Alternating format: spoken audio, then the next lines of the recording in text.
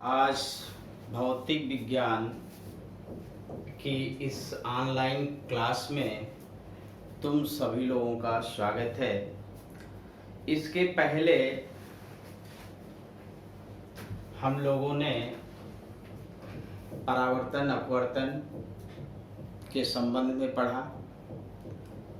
आज हम लोग दर्पण से संबंधित कुछ परिभाषाएं हैं, इनका अध्ययन करेंगे। साथ साथ अवतल दर्पण और उत्तल दर्पण से प्रतिबिंब का बनना सीखेंगे। आज हम अवतल दर्पण से प्रतिबिंब का बनने का एक ऐसा सरल तरीका बताएंगे जिसको शायद ही आप भूल पावें, हमेशा आपको याद रहेगा। वो एक ट्रिक है। उस ट्रिक के द्वारा कौन कब वस्तु को हम कहाँ रखते हैं, उसका प्रतिबिंब कैसे बनेगा, मुख्य फोकस पे रखेंगे तो कहाँ बनेगा, वक्रता केंद्र पे रखेंगे तो कहाँ बनेगा, अनंत पे वस्तु होगी तो प्रतिबिंब कहाँ बनेगा, इसका एक सरलतम रूप हम आपको सिखाएंगे जिससे हमेशा आपको याद रहेगा कि अवतल दर्पण से प्रतिबिंब कैसे और कहाँ पर बनेगा, वास्तविक बनेगा कि आभासी बनेगा। दोनों स्थितियां अभी हम समझाएंगे, बहुत ही सरलतम रूप। पहले उससे संबंधित दर्पण से संबंधित कुछ परिभाषाएं हैं जिनका हम अध्ययन करेंगे। तो सबसे पहली चीज आती है ध्रुव, पोल। दर्पण के परावर्तक तल के मध्य बिंदु को ध्रुव कहते हैं। दर्पण के परावर्तक तल के मध्य बिंदु को ध्रुव कहते हैं। जैसे ये दर्पण है, ये दर्पण है, ये हमने कनकेव मिरर बना लिया, अवतल दर्पण। इस अवतल दर्पण के बाहरी भाग में पॉलिश कर दी गई, ये अंदर का जो भाग है ये खाली है। जो अंदर का भाग खाली है यही परावर्तक का कार्य करता है और इस परावर्तक तल का जो मध्य बिंदु है वो ध्रुव कहलाता है। परावर्तक तल का मध्य बिंदु ध्रुव कहलाता है। तो इस तरह ये अवतल दर्पण का ध्रुव हो गया। इसी जगह हम अगर उत्तल दर्पण बना लें, ये उत्तल दर्पण हो गया। उत्तल दर्पण उभरा हुआ भाग परावर्तक तल का कार्य करता है, दबे हुए भाग में पॉलिश होती है, तो इसका ये उभरा हुआ भाग परावर्तक तल का कार्य करता है और इसका ये मध्य बिंदु ध्रुव कहलाता है। तो इस तरह हम अवतल दर्पण और उत्तल दर्पण दोनों में हमने देख लिया कि ध्रुव क्या है। ध्रुव क्या है? परावर्तक तल के मध्य बिंदु को ही हम ध्रुव कहते हैं। अब इसके बाद आता है वक्रता केंद्र किसे कहते हैं। हम जानते हैं कि वो चाहे कनकेव मिरर हो, चाहे कन्वेक्स मिरर हो, अवतल दर्पण हो, चाहे उत्तल दर्पण हो, ये दोनों ही किसी कांच के गोले से काटकर बनाए जाते हैं। जैसे ये किसी कांच के इस तरह के गोले से काटकर बनाया गया होगा जिसका इतना भाग ले लिया गया है और इसमें पॉलिश कर दी गई है उभरे हुए भाग में, तो ये अवतल दर्पण बन गया। इसी तरह ये उत्तल दर्पण इस प्रकार कांच के गोले से काटकर बनाया गया है। इस कांच के गोले से काट के इतना भाग ले लिया गया है जिसके भीतरी भाग में पॉलिश कर दी गई है और ये उत्तल दर्पण का कार्य करने लगा। तो इस प्रकार हम देख रहे हैं कि अवतल दर्पण भी कांच के गोले से काटकर बनाया गया है और उत्तल दर्पण भी कांच के गोले से काटकर बनाया गया है। इस प्रकार अवतल और उत्तल दोनों ही जिस कांच के गोले से काटकर बनाए जाते हैं उसका केंद्र ही इन दोनों दर्पणों के वक्रता केंद्र कहलाते हैं। तो इस प्रकार अवतल दर्पण में वक्रता केंद्र ये होगा और उत्तल दर्पण में वक्रता केंद्र ये होगा।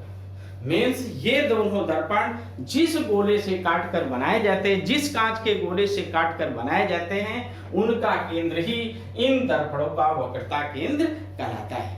अंतर इतना है कि अवतल दर्पण में वक्रता केंद्र परावर्तक तल के सामने होता है, लेकिन उत्तल दर्पण में वक्रता केंद्र इस परावर्तक तल के पीछे होता है। मीन्स दर्पण के पीछे वक्रता केंद्र होता है। तो इस प्रकार आप समझ गए कि दर्पण कांच के जिस गोले से काटकर बनाया जाता है उसका केंद्र ही दर्पण का वक्रता केंद्र कहलाता है। इसे हम C से प्रदर्शित करते हैं। अगली चीज आती है वक्रता त्रिज्या, जिसको कहते हैं रेडियस ऑफ कर्वेचर। वक्रता त्रिज्या क्या है? वक्रता केंद्र से ध्रुव तक की दूरी, वक्रता केंद्र से ध्रुव तक की दूरी को हम वक्रता त्रिज्या कहते हैं। यहां से लेकर यहां तक का ये भाग वक्रता त्रिज्या कहलाती है, ये भाग वक्रता त्रिज्या कहलाती है। तो इस प्रकार हम समझ गए कि वक्रता केंद्र से ध्रुव तक की दूरी को हम वक्रता त्रिज्या कहते हैं, वो चाहे अवतल दर्पण हो चाहे उत्तल दर्पण हो। अब इसके बाद आता है मुख्य अक्ष किसे कहते हैं, प्रिंसिपल एक्सिस किसे कहते हैं। दर्पण के वक्रता केंद्र और ध्रुव, दर्पण के वक्रता केंद्र और ध्रुव से होकर जाने वाली रेखा को दर्पण की मुख्य अक्ष कहते हैं। जैसे ये है, इससे होकर वक्रता केंद्र और ध्रुव से होकर जो रेखा जाएगी उसे हम मुख्य अक्ष कहते हैं, मुख्य अक्ष कहते हैं। वक्रता केंद्र और ध्रुव से होकर जाने वाली रेखा को मुख्य अक्ष कहते हैं। ये इस प्रकार इसमें भी देख लीजिए, ये वक्रता केंद्र और ध्रुव से होकर जाने वाली रेखा को हम मुख्य अक्ष कहते हैं। अब इसके बाद था अविलंब, जिसको नॉर्मल कहते हैं। दर्पण के किसी बिंदु को वक्रता केंद्र से मिलाने वाली रेखा दर्पण के उस बिंदु पर अविलंब होती है। मीन्स वक्रता केंद्र से जब कोई रेखा चलती है और दर्पण पे जाके जहां पे गिरती है वो उस दर्पण पर अविलंब होती है।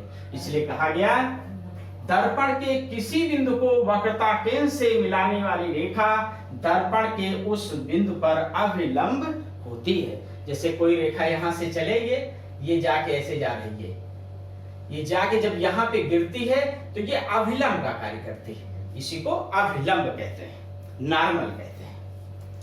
अब इसके बाद आता है मुख्य फोकस किसे कहते हैं, प्रिंसिपल फोकस किसे कहते हैं, मुख्य फोकस किसे कहते हैं। सुन लीजिए, मुख्य फोकस ये हम बना रहे हैं, अवतल दर्पण का चित्र बना लिए। ये मुख्य अक्ष हो गई जो ध्रुव से और वक्रता केंद्र से होकर जा रही है। अब देखिए अवतल दर्पण के मुख्य अक्ष की परिभाषा को हम किस प्रकार परिभाषित करेंगे, समझ लीजिए।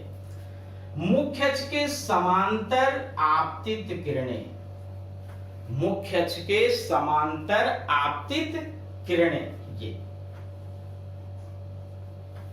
परावर्तित होने के बाद मुख्य अक्ष को जिस बिंदु पर काटती हैं वो इस अवतल दर्पण का मुख्य फोकस कहलाती है। अवतल दर्पण में मुख्य अक्ष के समांतर आपतित किरणें परावर्तन के पश्चात मुख्य अक्ष को जिस बिंदु पर काटती हैं, जिस बिंदु पर मिलती हैं, वो बिंदु इस अवतल दर्पण का मुख्य फोकस कहलाता है।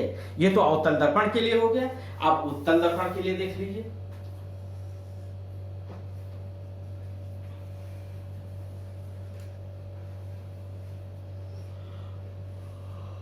ये हो गया। अब ये परावर्तक तल है, ये मुख्य अक्ष है, ये आपतित किरणें मुख्य अक्ष के समांतर है, इस पे गिरेंगी ऐसे परावर्तित हो जाएंगी, ये इस पे गिरी ऐसे परावर्तित हो गई। अब इनको आप पीछे की तरफ बढ़ा दीजिए ऐसे, ये जहां जाके मिलती हैं वो इस उत्तल दर्पण का मुख्य फोकस कहलाता है। तो समझ गए दोनों परिभाषा। इसलिए इसमें देखिए लिखा क्या गया है, अवतल दर्पण की मुख्य अक्ष के समांतर आने वाली प्रकाश किरणें दर्पण से परावर्तन के पश्चात मुख्य अक्ष के जिस बिंदु पर वास्तव में मिलती हैं, ये देखिए मुख्य अक्ष के समांतर आपतित किरणें परावर्तन के पश्चात मुख्य अक्ष के जिस बिंदु पर मिलती हैं वो अवतल दर्पण का मुख्य फोकस कहलाता है। देखिए उत्तल दर्पण में जब मुख्य अक्ष के समांतर प्रकाश किरणें चलती हैं, चलने के बाद इस परावर्तक तल से टकरा के वापस होती हैं, तो वापस होने के बाद इनको हम डॉटेड लाइन से आगे की तरफ बढ़ाते हैं। जहां पे आगे मुख्य अक्ष पे मिलती है वहां पर इस उत्तल दर्पण का मुख्य फोकस होता है। इसलिए कहते हैं कि मिलती हुई प्रतीत होती हैं। इसमें क्या है, इनको जो वापस हो गई, वापस होने के बाद पीछे की तरफ डाटे से बढ़ाते हैं तो यहाँ मिलती हुई प्रतीत होती हैं, जिसे हम उत्तल दर्पण का मुख्य फोकस कहते हैं। तो इसमें क्या है, परावर्तन के पश्चात मुख्य अक्ष पर एक बिंदु पर मिलती हैं, जिसे हम अवतल दर्पण का मुख्य फोकस कहते हैं। इसमें क्या होता है, मिलती हुई प्रतीत होती हैं। इसलिए हमने यहाँ परिभाषित किया है कि गोलीय दर्पण की मुख्य अक्ष के समांतर आने वाली प्रकाश किरणें दर्पण से परावर्तन के पश्चात मुख्य अक्ष के जिस बिंदु पर वास्तव में मिलती या मिलती हुई प्रतीत होती हैं, दर्पण का मुख्य फोकस कहते हैं। अब इसके बाद आता है फोकस दूरी। अब फोकस दूरी सुन लीजिए किसे कहते हैं। ये मुख्य फोकस से ध्रुव तक की दूरी, ये मुख्य फोकस से ध्रुव तक की दूरी को फोकस दूरी कहते हैं। इसका मात्रक मीटर या सेंटीमीटर होता है। इसमें भी मुख्य फोकस से ध्रुव तक की ये दूरी फोकस दूरी कहलाती है, चाहे अवतल दर्पण हो चाहे उत्तल दर्पण हो। तो इस तरह दर्पण के ध्रुव से मुख्य फोकस तक की दूरी को फोकस दूरी कहते हैं। इसे एफ से प्रदर्शित करते हैं। इसका मात्रक सेंटीमीटर या मीटर होता है। अब आता है फोकल प्लेन क्या है। ये फोकस दूरी को फोकल लेंथ कहते हैं। अब फोकल प्लेन आता है, जिसे हम फोकस तल कहते हैं। अब फोकस तल क्या है, फोकस बिंदु से होकर जाने वाले तथा मुख्य अक्ष के लंबवत तल को फोकस तल कहते हैं। मुख्य अक्ष के जो लंबवत तल होता है उसे हम फोकस तल कहते हैं। अब आता है फोकस दूरी एवं वक्रता त्रिज्या में संबंध। फोकस दूरी एवं वक्रता त्रिज्या में संबंध, relation between focal length and radius of curvature. अब देखिए फोकस दूरी f बराबर होता है r/2। फोकस दूरी वक्रता त्रिज्या के आधे के बराबर होती है। फोकस दूरी वक्रता त्रिज्या के आधे के बराबर होती है, f बराबर r/2। अवतल दर्पण की फोकस दूरी ऋणात्मक होती है, ये याद रखना है आपको। अवतल दर्पण की फोकस दूरी ऋणात्मक होती है और उत्तल दर्पण की फोकस दूरी धनात्मक होती है। इसे याद रखिए, न्यूमेरिकल में जरूरत पड़ेगी कि अवतल दर्पण की फोकस दूरी ऋणात्मक और उत्तल दर्पण की फोकस दूरी धनात्मक होती है। अब ये जो पॉइंट हैं, ये प्रतिबिंब के बनने के नियम से संबंधित हैं, जिनको आप ध्यान से समझेंगे।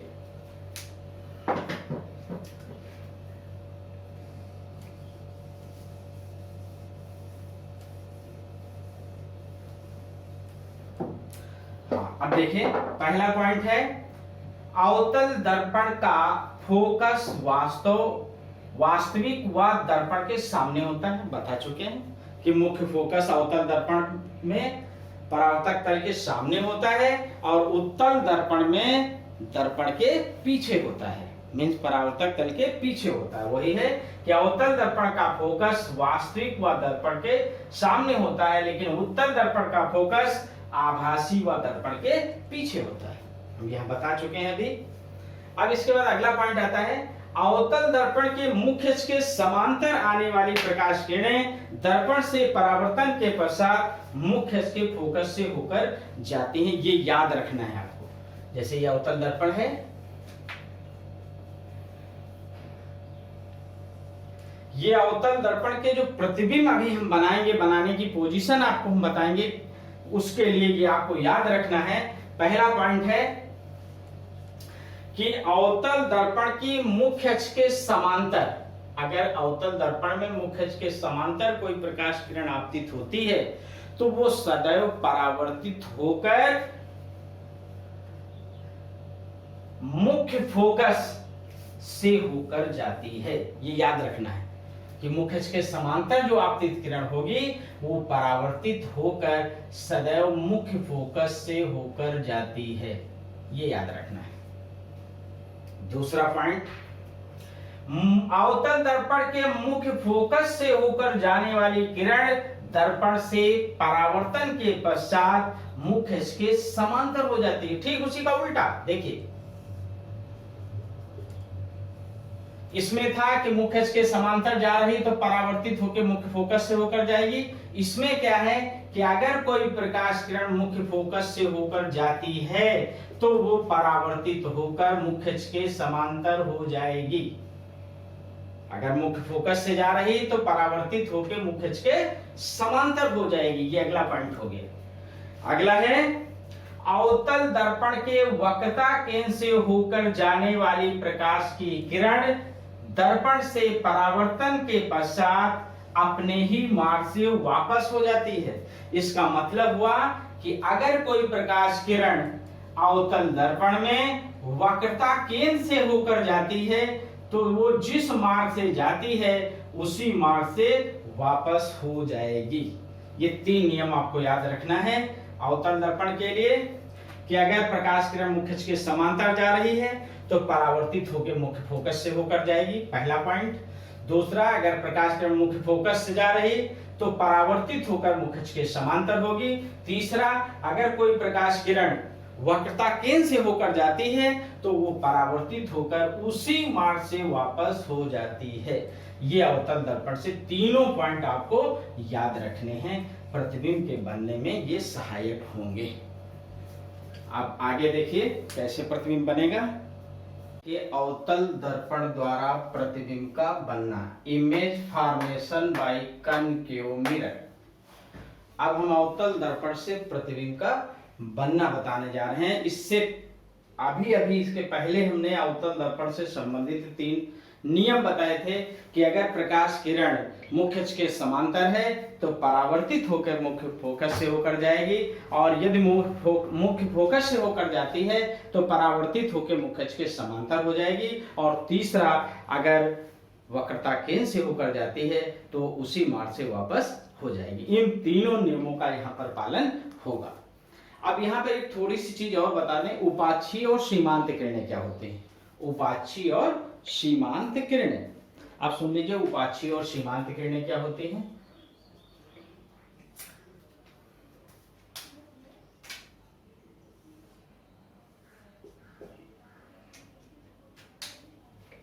जो किरणें मुख्य अक्ष के समीप होती हैं, समांतर किरणों में से जो किरणें मुख्य अक्ष के समीप होती हैं उन्हें हम उपाक्षीय किरणें कहते हैं, और जो किरणें मुख्य अक्ष से दूर होती हैं जैसे ये, उनको हम सीमांत किरणें कहते हैं। जब अवतल दर्पण पे किरणें आपतित होती हैं, प्रकाश किरणें गिरती हैं, तो जो किरणें मुख्य अक्ष के समांतर समीप होती हैं उन्हें हम उपाक्षीय किरणें कहते हैं, और जो किरणें मुख्य अक्ष के समांतर और दूर होती हैं उन्हें हम सीमांत किरणें कहते हैं।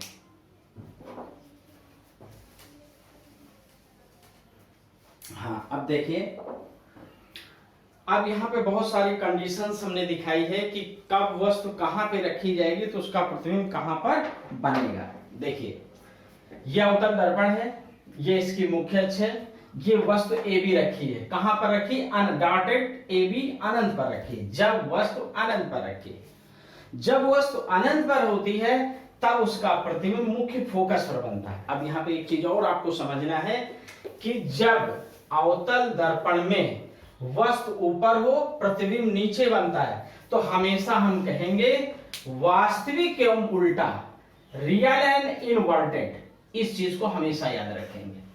अगर वस्तु ऊपर रखी, मुख्य अक्ष के ऊपर है, प्रतिबिंब नीचे बन रहा है, तो वास्तविक कहेंगे, वास्तविक के साथ हमेशा उल्टा शब्द जुड़ेगा। अगर वस्तु ऊपर है, प्रतिबिंब भी ऊपर बन रहा है, तो हम उसे आभासी एवं सीधा कहेंगे, इमेजिनरी एंड इरेक्ट।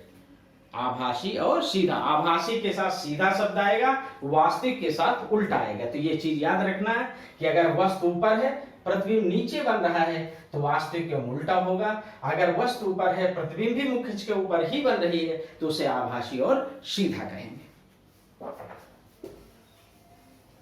हाँ, तो देखिए, यहां पर ये वस्तु रखी हुई है, अनंत पर रखी है, तो इसका जो प्रतिबिंब बनता है वो मुख्य फोकस पर बनता है।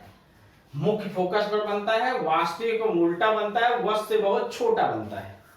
लिखेंगे, जब वस्तु अनंत पर रखी होती है तब इसका प्रतिबिंब मुख्य फोकस पर वस्तु से बहुत छोटा, वास्तविक एवं उल्टा बनता है। अगला पॉइंट, जब वस्तु अनंत एवं वक्रता केंद्र के बीच रखी होती है। अनंत और वक्र, ये वक्रता केंद्र है, इधर चलेंगे तो अनंत पे पहुंचेंगे, तो अनंत और वक्रता केंद्र के बीच में ये वस्तु रखी है, तब इसका प्रतिबिंब कहां बनेगा?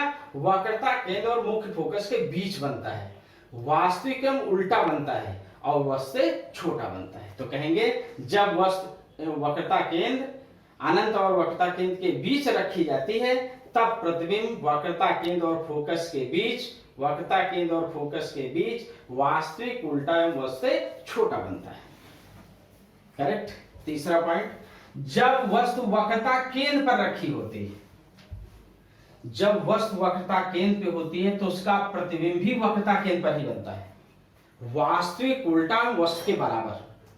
जब वस्तु वक्रता केंद्र पे होती है तो इसका प्रतिबिंब वक्रता केंद्र पर ही बनता है, वास्तविक उल्टा वस्तु के बराबर। ये चीज याद रखना है।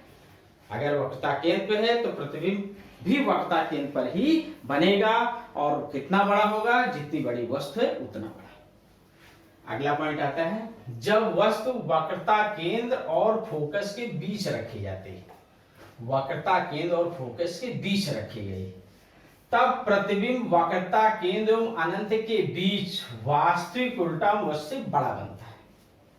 ये याद रखना है कि जब वस्तु वक्रता केंद्र और फोकस के बीच में रखी होती है तब उसका प्रतिबिंब वक्रता केंद्र और अनंत के बीच वास्तविक उल्टा एवं वस्तु से बड़ा बनता है। अगला पॉइंट, जब वस्तु फोकस पर रखी होती है, ये देखिए फोकस पर रख दी है, जब वस्तु फोकस पर रखी होती है तब उसका प्रतिबिंब अनंत पर बनता है। देखिए ये लाइनें अनंत पर चली गई, ये वाली अनंत पर बनता है, बहुत बड़ा बनता है, वास्तविक में उल्टा बनता है। जब वस्तु मुख्य फोकस पर रखी जाती है तब उसका प्रतिबिंब कहां बनता है, अनंत पर बनता है, वास्तविक उल्टा वस्तु से बहुत बड़ा बनता है। ये हो गया। अगली कंडीशन आती है, जब वस्तु मुख्य फोकस और ध्रुव के बीच रखी होती है, जब वस्तु मुख्य फोकस और ध्रुव के बीच रखी होती है तब उसका प्रतिबिंब दर्पण के पीछे आभासी सीधा एवं वश्य बड़ा बनता है, आभासी सीधा एवं वश्य बड़ा बनता है। कब, जब वस्तु मुख्य फोकस और ध्रुव के बीच रखी होती है। तो अलग अलग कंडीशन में हमने आपको बता दिया कि वस्तु अनंत पे है तो उसका प्रतिबिंब कहां बनेगा, कैसा बनेगा।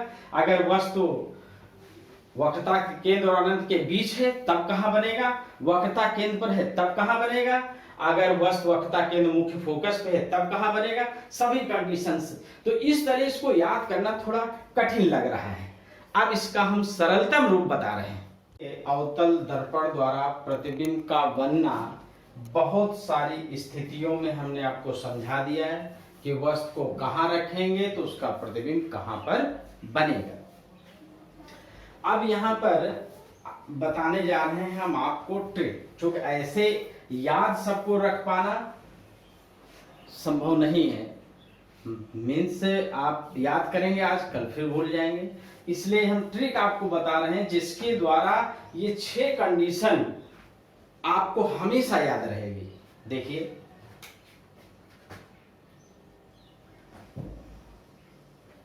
ये अवतल दर्पण है, ये मुख्य अक्ष, ये मुख्य अक्ष। अब देखिए यहां पर जो कंडीशन आई है 6 आई है। 6 कंडीशन का मतलब कि वस्तु अनंत पे है, फिर वस्तु अनंत और वक्रता केंद्र के बीच रखी है, फिर वस्तु वक्रता केंद्र पे रखी है, फिर वस्तु वक्रता केंद्र मुख्य फोकस के बीच रखी है, फिर वस्तु मुख्य फोकस पे रखी है, फिर वस्तु मुख्य फोकस और ध्रुव के बीच रखी है। तो ये 6 कंडीशन है। 6 कंडीशन को हम 6 भागों में बांट रहे हैं जिन्हें आपको याद रखना है। देखिए मुख्य तो 3 भाग हैं, ध्रुव को मिला के 4। देखिए कौन कौन से, एक तो अनंत है, अनंत, दूसरा है वक्रता केंद्र, तीसरा है मुख्य फोकस और चौथा है ध्रुव। ये 4 कंडीशन है अलग अलग। जो अनंत और इसके बीच एक और पॉइंट ले रहे हैं, सी और एफ के बीच एक पॉइंट ले रहे हैं, एफ और पी के बीच एक पॉइंट ले रहे हैं। 6 पॉइंट हो गए। जो कंडीशन 6 है वो 6 कंडीशन हम यहां दर्शाएंगे।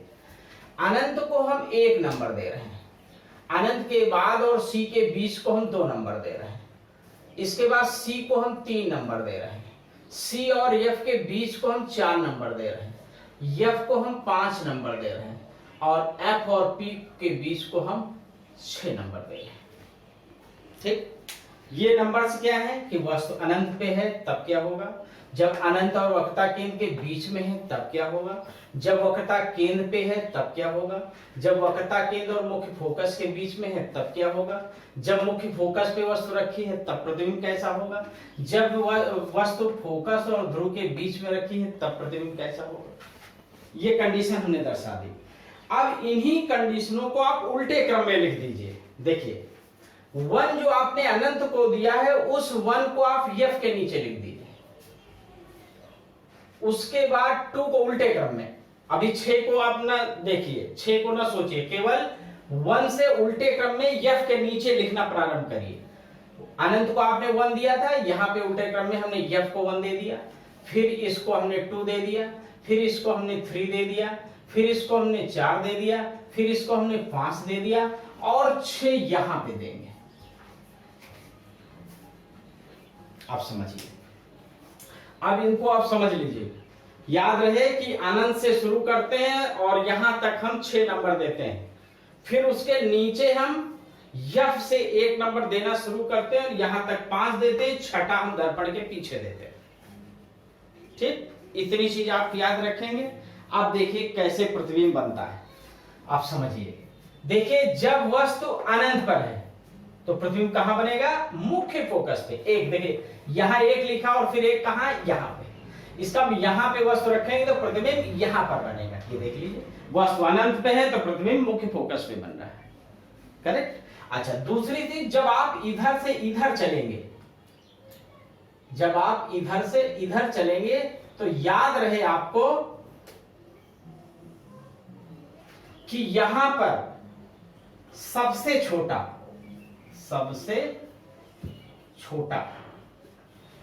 और यहां पर सबसे बड़ा,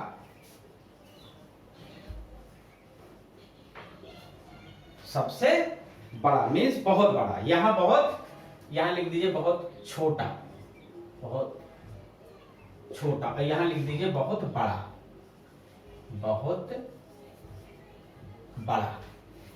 यहां पे बहुत छोटा, यहां पे बहुत बड़ा। अब देखिए समझिए, जब अनंत पे वस्तु रखी है तो उसका प्रतिबिंब कहां बनेगा, फोकस पे बनेगा और बहुत छोटा बनेगा। मतलब बहुत छोटे से हम बहुत बड़े की ओर चल रहे हैं। नंबर 1 पे सबसे छोटा होगा। तो याद हो गया कि जब वस्तु अनंत पे है तो प्रतिबिंब कहां बनेगा, फोकस बनेगा। क्योंकि ऊपर नीचे नंबर हमने ऊपर दिया है, यहाँ पे नीचे दिए हैं, इसका मतलब वस्तु ऊपर है, प्रतिबिंब नीचे बन रहा है। इसका मतलब वास्तविक उल्टा है और वस्तु से बहुत छोटा प्रतिबिंब बनेगा। फिर नंबर 2 पे आ जाइए। जब वस्तु 2 पे है, 2 का मतलब अनंत और वक्रता के बीच में रखी, तब उसका प्रतिबिंब वक्रता केंद्र और फोकस के बीच बनेगा, वस्तु से छोटा बनेगा। ये बहुत छोटा, यहाँ छोटा, फिर यहाँ बड़ा, यहाँ फिर उससे बड़ा, यहाँ सबसे बड़ा। तो देखिए, तो जब 1 पे है तो प्रतिबिंब मुख्य फोकस पे बनेगा। ये देखिए वास्तविक उल्टा और वस्तु से छोटा, बहुत छोटा। उसके बाद नंबर 2, जब वस्तु अनंत और वक्रता केंद्र के बीच में है, ये यहाँ पे है, तो इसका प्रतिबिंब 2 नंबर कहां दिया हमने, ये यहां बनेगा। मींस वक्रता केंद्र और फोकस के बीच बनेगा और वस्तु से छोटा होगा। ये देखिए वास्तविक उल्टा और वस्तु से छोटा होगा। फिर यहाँ 3 नंबर, मतलब वस्तु यहाँ है, प्रतिबिंब भी यहीं बने। देखिए 3 को हमने 3 के नीचे लिखा। इसका मतलब कि जब वस्तु को हम वक्रता केंद्र पर रखेंगे तो उसका प्रतिबिंब वक्रता केंद्र पे ही बनेगा, वास्तविक उल्टा वस्तु के बराबर। यहां पर होगा बराबर। किस नंबर पे, 3 नंबर। यहां सबसे छोटा, बहुत छोटा, यहां छोटा, यहां बराबर। उसके बाद फिर बड़ा होगा, फिर बहुत बड़ा। उसके बाद आप देखिए 3 के बाद 4 में आ जाइए। 4 मतलब जब हम C और F के बीच वस्तु रखते हैं तो प्रतिबिंब कहां बनेगा, C और अनंत के बीच में। देख लीजिए, जब वस्तु हम वक्रता केंद्र और फोकस के बीच में रखते हैं, 4 नंबर यहां दिए, तो इसका प्रतिबिंब कहां बना, यहां। यहां मतलब अनंत और C के बीच में, अनंत और C के बीच में बन रहा है, वास्तविक उल्टा और वस्तु से बड़ा। अब 5 नंबर हमने यहां दिया है, जब वस्तु यहां रखी है, ऊपर वस्तु, नीचे प्रतिबिंब दर्शा रहा है। ब्लैक से हमने वस्तु को दर्शाया, रेड से हमने प्रतिबिंब को दर्शाया। अब देखिए 5 नंबर मतलब वस्तु यहां रखी तो इसका प्रतिबिंब कहां बनेगा, अनंत। तो हम कहेंगे जब वस्तु को अनंत पर रखते हैं तब उसका प्रतिबिंब वास्तविक उल्टा एवं वस्तु से बहुत बड़ा कहां बनेगा, अनंत पर। ठीक। इसके बाद जब वस्तु को हम P और F के बीच में रखते हैं, ध्रुव और फोकस के बीच में रखते हैं, तब उसका प्रतिबिंब आभासी सीधा और वस्तु से बहुत बड़ा दर्पण के पीछे बनता है। 6 नंबर यहां पे आभासी सीधा और वस्तु से बड़ा दर्पण के पीछे बनता है। तो ये ट्रिक आप याद रखिए। इस ट्रिक को अगर आप याद रखेंगे तो ये 6 कंडीशन बहुत आसानी से आपको याद रहेंगी। फिर से एक बार समझ लीजिए कि इस मुख्य अक्ष के ऊपर जो हमने ब्लैक से लिखा है वो वस्तु को, नीचे जो रेड से लिखा है वो प्रतिबिंब को दर्शा रहा है। याद रहे जब यहाँ वस्तु रखी जाती है तो प्रतिबिंब यहाँ बनता है, वास्तविक उल्टा वस्तु से बहुत छोटा। उसके बाद जब वस्तु यहाँ होती है प्रतिबिंब यहाँ बनता है, इसका प्रतिबिंब यही बनता था बराबर। यहाँ होगा प्रतिबिंब यहाँ बनेगा, यहाँ वस्तु रखी जाएगी प्रतिबिंब यहाँ बनेगा। जब 6 नंबर पे रखी जाएगी तो दर्पण के पीछे आभासी सीधा और वस्तु से बड़ा प्रतिबिंब बनता है। ये अगर आप याद रख लेंगे तो ये 6 कंडीशन, बस इसको याद रखेंगे, 6 कंडीशन अपने आप याद रहेंगी।